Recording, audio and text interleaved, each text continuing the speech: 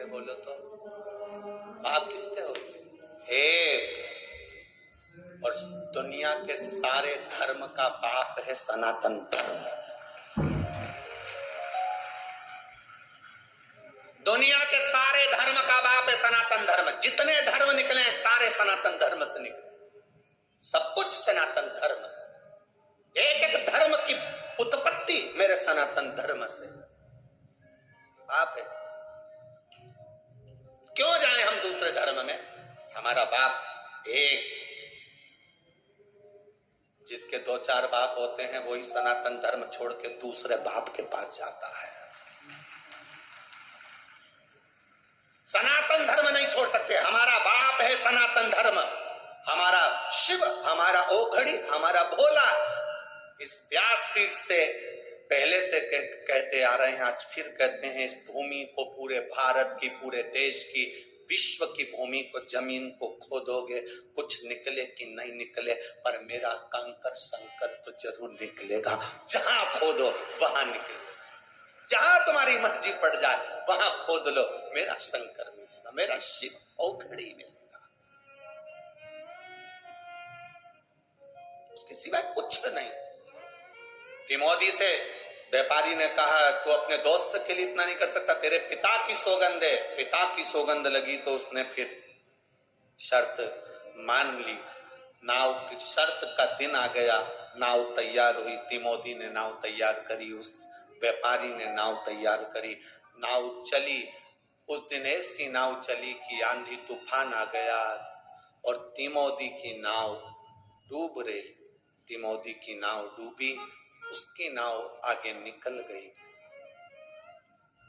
व्यापारी जीत गया, तिमोदी हार गया। प्रश्न खड़ा हो गया, शंकर जी का भजन करने वाला हार गया। आपको जब दुख आएगा ना तो लोग सबसे पहला यही बात बोलेंगे, तू तो इतनी कथा सुनने वाली, तो तेरे को दुख आ गया। तू इतना पूजन पाठ करने वाली, तेरे को दुख आ गया। तू इतनी शंकर जी के मंदिर जाने वाली, तो दुख आ गया। तू तो सियोर वाला महाराज के बेसा बेसा करने वाली, तो दुख आ गया। तिमोदी भी शंकर की आराधना करता था, नाव डूब गई तिमोदी की। ध्यान रखना, कोई तुमसे कहे तू इतना भजन करने वाली और तुझे दुख आ गया, तो उससे कहना, ये दुख याद रखना मेरा अपना है। आज का भजन, अभी मैं भजन कर रही हूं, इसका तो पुण्य मुझे बाद में मिलेगा। जो मैं पूर्व में कर आई हूं वो तो मुझे आज ही भोगना पड़ेगा। पूजन कर कर भी दुख मिल रहा है, कष्ट मिल रहा है, तकलीफ मिल रही है, तो समझ लेना, टेंशन मत लेना, यह पूर्व का कष्ट आज भोग रहे हम, पर आएगा समय अच्छा सुख का अनुभव भी हमको होगा।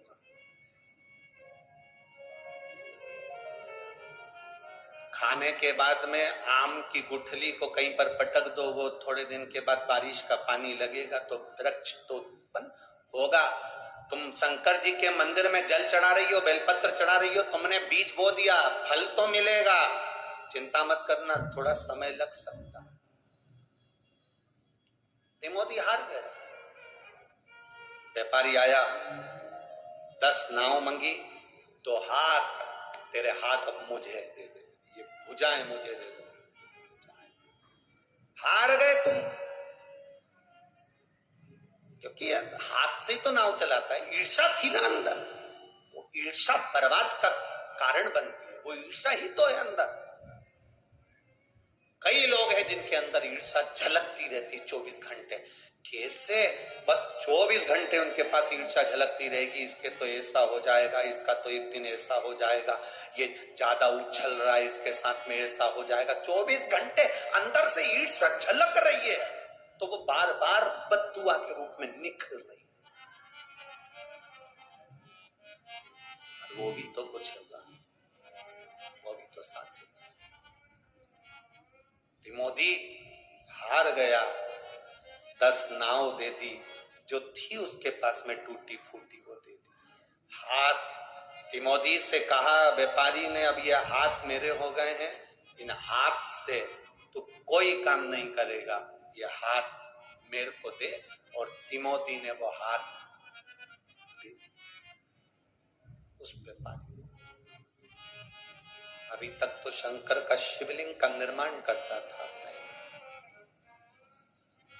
घर में कोई था नहीं, अकेला था तिमोथी। भोजन अब कौन दे, और खाए तो खाए किससे, हाथ तो चले गए।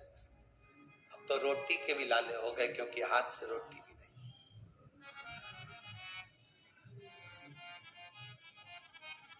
आपको कहा था, शंकर भगवान को आपने जितना समय दिया है, शंकर भगवान उतना समय आपको देते हैं। भगवान के कथा में जितना आपने समय दिया है, भगवान उतना समय आपको देते हैं। ये कल की कथा में कहा था। तिमोथी ने जिन हाथ से पार्थिव शिवलिंग का निर्माण करा था, पूजन करी थी, तिमोथी ने जिन हाथ से भगवान का पूजन किया, तिमोथी ने जिन हाथों से भगवान का पूजन करा, वो हाथ तो उसके चले गए। अब रोटी कौन दे? व्यापारी हंसता हुआ बोला, जिन हाथों पर तेरा बल था, वो हाथ अब मेरे हो गए। तिमोथी, अब क्या तेरा शंकर आएगा तुझको रोटी खिलाने के लिए? तेरा महादेव आएगा। और विपदा की जब घड़ी आती है, सब साथ छोड़ देते हैं। आपको कहा था, शादी होती है ना घर में, तो दूल्हे के सब आगे चलते हैं, और जब कोई मरता है तो मुर्दे के सब पीछे चलते हैं। सुख में सब आगे हैं, दुख में सब पीछे हैं।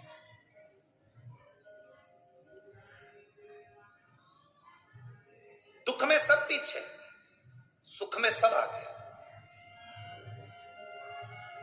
दूल्हे के सब आगे हैं, मरने पर पीछे हो जाते हैं लोग, साथ कोई नहीं देता। जितने गांव के लोग थे, किसी ने तिमोथी को 2 रोटी तक नहीं, कौन खिलाए अपने हाथ से? हाथ चले गए इसके तो। अपने हाथ से रोटी कौन खिलाएगा? कौन दे रोटी? कौन खिलाएगा? कहा, आएगा तेरा शंकर, आएगा तेरा ओगरदानी, आएगा तेरा शिव भोजन देने के। तिमोथी की आंख से आंसू बह रहे थे। 4 दिन निकल गए, तिमोथी ने कुछ नहीं खाया, पानी भी नहीं पी सकता, क्योंकि हाथ तालाब के किनारे जाए, थोड़ा सा मुंह डालकर पानी पी।